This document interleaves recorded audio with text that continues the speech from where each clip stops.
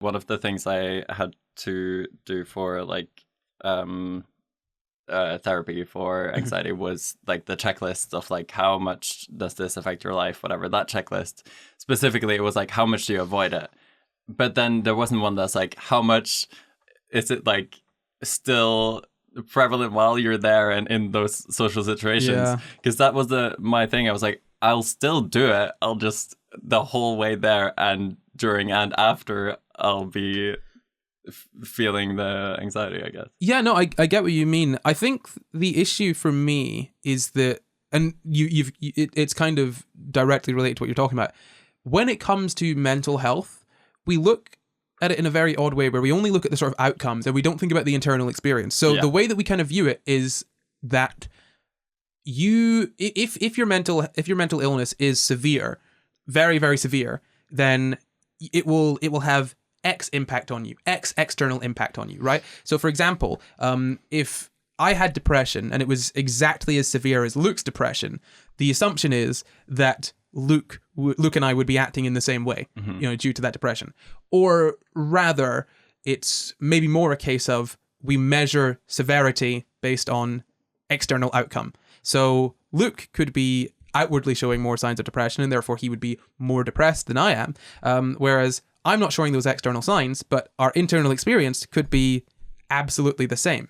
And so I don't know. I feel like it's just a kind of a flaw in the way that we measure mental illness, basically based on what you are and aren't able to do. Is that what the separation between like high functioning depression and depression is? Oh, so that, well, the difference between sort of high functioning and low functioning generally is just your ability to function. Okay. And I mean, those terms can kind of be problematic when in some instances, but ultimately measuring how bad someone's got it based on how much they're able to do it takes out the variables of like, well, how much, like how many coping mechanisms have you got to deal with this? Yeah. How long have you had to learn to get around this? Like how good are you at coping with things like this? Because and even things like, do you have savings? Oh my God, yeah. Like, because if you're like not very well off, depression is going to have more obvious external symptoms. Mm-hmm. But if you've got a lot of money, but that money is dwindling because you have depression,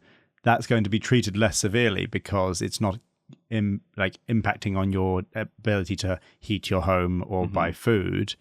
It's a bit of a weird one, isn't it? Or vice it versa, would still or vice impact because you wouldn't you'd say like, I can't hold down a job. Yeah. But it wouldn't feel as urgent. Or vice versa. It could be a case of, well, how bad is your depression? Has it stopped you from going to work? And if you're someone who is if you miss going to work, you will not be able to. You won't have a place to live.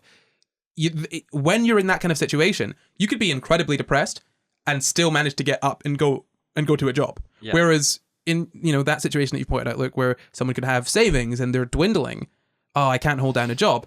These two people, one person's going to be having it much worse than the other. It doesn't really matter which, but the person who has the savings is going to be seen potentially as more severe because the external outcome of them not being able to hold down a job.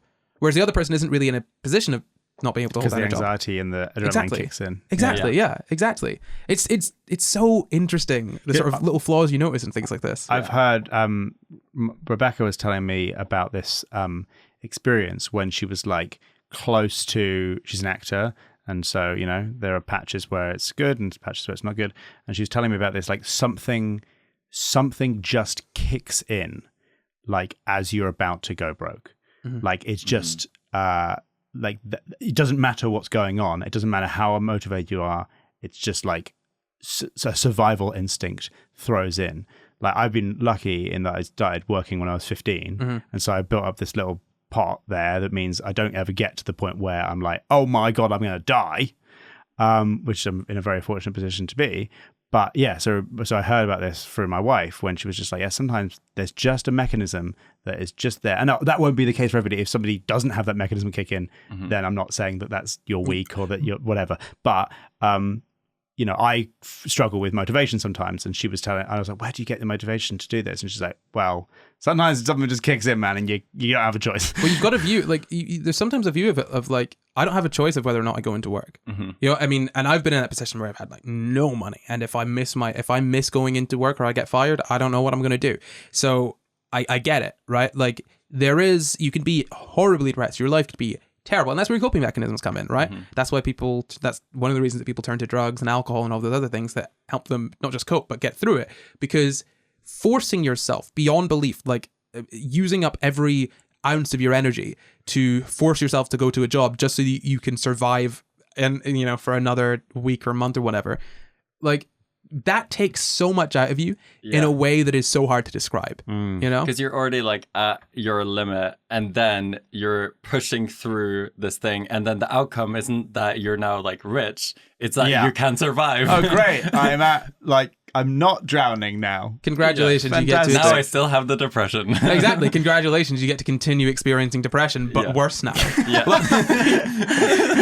Like I feel like a cure for a lot of mental illness is just money. Well, they're trialing that actually. They're doing some trials about like little bits of universal basic income and seeing how that obviously, like, it feels obvious that would create better outcomes, but also just like whether it increases general well-being. Just to know that, because, you know, in our country we have a comparatively to other countries okay benefit system. There are countries that have better benefit systems, and there are countries that have no benefit system at all. And we have an okay benefit system in that it's not going to let you die as long as you have an address where you can claim it to. And you're not disabled. And also you're not now dealing with spiraling housing and heating costs. And you don't have dependents. Okay, maybe I should just rephrase this.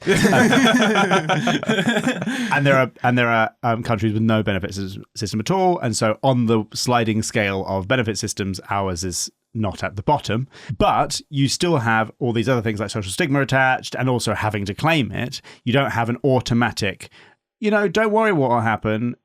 You'll always be able to get a bit of food and a place to live and a bit of heat, right? We don't have that automatic thing that's like a universal basic income type of thing where you always know you're going to be on the line, but fine. Yeah.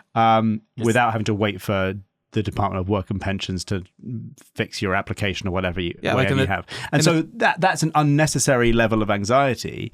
Like, imagine that the feeling you have if it was like, I don't feel, for example, I know that I could, in principle, claim benefits. I could eventually get to the point where I need to claim benefit, and I can do it, but it doesn't feel like my country's got my back. Despite the fact that I know the system does exist, because I have to apply for it, and there's a bunch of things hoops you have to jump through to get there. It doesn't feel like my country's automatically going to get my back. So I don't go through life feeling safe. Right. Yeah. Even though I might be, from a literal existential, like, not going to starve. I personally, not necessarily people with disabilities or other situations. I personally am not going to be in a situation where I'm going to starve because I'm able-bodied and have a benefit system that would eventually work for me. I think one of the main issues for me, just sort of thinking about this, is that it takes far too long. And not just it takes far too long for the application to go through all that. Like, you could lose your house in the time that it takes for you to, you know, get on benefits or whatever. My point is more that the bar for getting on benefits is so low that once you're at that point, it's very hard to get out of it, right? Yeah. A safety net shouldn't catch you, you know, as you hit the ground. It should stop you from hitting the ground. A safety sheet. Yeah, like, oh look, we have a safety mat here. You're still gonna hit the ground pretty bloody hard, break a few bones, but you're not dead. And it has not scaled with the spiraling cost of living. Yeah, exactly. The mat is just getting thinner and thinner. Well, the mat's not getting thinner, but you're jumping from higher. Yeah, I mean, look, and you're in a vacuum. There's no terminal velocity. You're just jumping from higher. Going faster. Yeah, look, I think that there are a lot of problems with our benefit system, and ultimately, I think money would just help a lot. Maybe not with social anxiety, but definitely with a lot of other things, you know? But yeah, shocker. The outcome of that experiment was, yes, it does actually help. Oh my God, what? Money helps people? What? Are you saying that having security makes you not feel insecure? That's correct. What? Yes. Insane.